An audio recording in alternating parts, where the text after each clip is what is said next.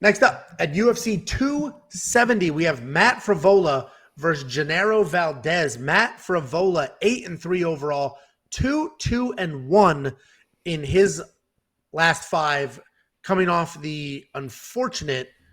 I mean, he was on the wrong side of Terrence McKinney's UFC debut.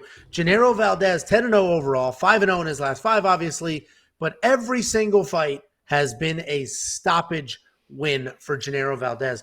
Matt Frevola, he's an incredibly tough wrestler.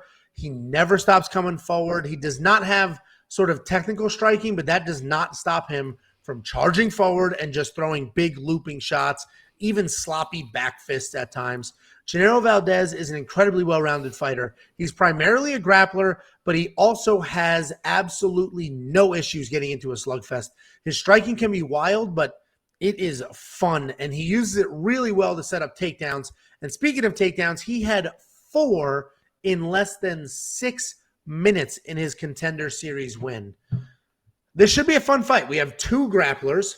They're pretty wild on their feet, and they're both looking for takedowns at all times. I think Matt Frevola has the better actual takedowns, like the better wrestling takedowns, but Genaro has the better BJJ and the better positioning.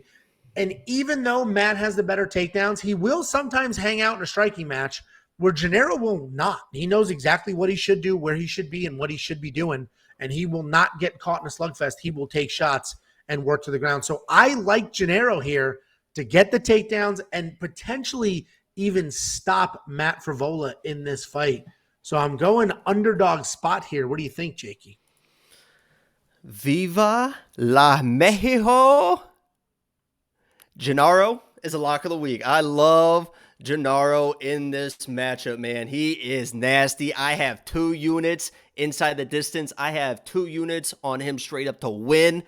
I just love the way he fights. Matt Frevola, you mentioned that easy knockout. First of all, Genaro 10-0, 10 finishes, unbelievable fighter with the grappling. Matt Frevola is like a wrestler that gets out wrestled. There was 2 fights ago, he got taken down 10 times and controlled in that fight. He's a guy that wants to grapple, but he constantly gets out grappled.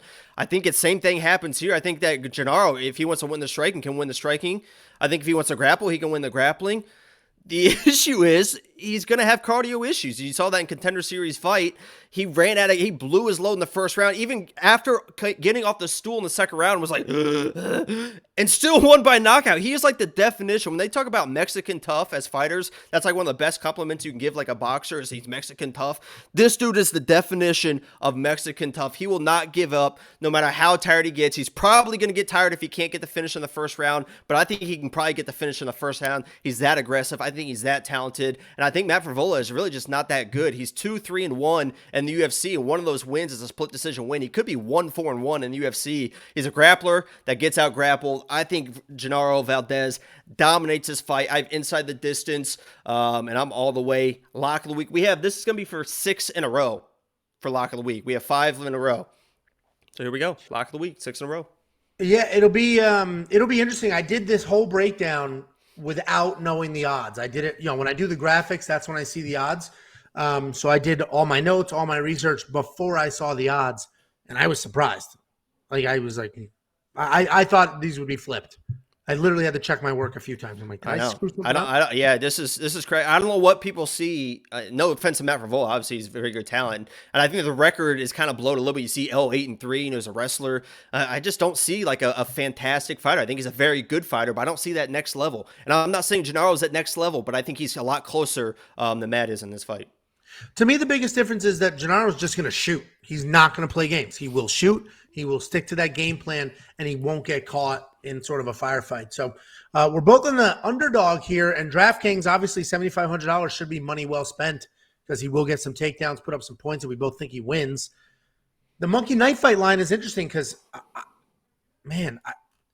56 is – I do think it's probably more and more. I think it's a distance fight. I think you think it's a – I think he blitzes him, man. I think that if Genaro doesn't get a first-round finish, I think he's probably in trouble. He is tough as shit, but the cardio I don't think is going to be there because I think he's going to come out pay-per-view. I don't know where this is. I think, is this on the early prelims or just the prelims? I'm not sure, but he's going to be pumped up. The fans get behind people like that. I think he blows his load in the first round, either gets a finish or we'll see what happens after that. I think he's tough enough to grind out even a win when he's tired, but I would not play Matt Frevola at $8,700. No, that's a lot of money. He would need a ton of takedowns and obviously establish to make that worth it. And then Monkey Knife Fight, I personally think it's probably more and more. There's a pretty low line if you think this goes the distance or close to it. I mean, two active, because they are active guys. Two active guys like this can blow past that by mid-second round. Tango El Gato, Milos Pantalones. Viva la Mexico.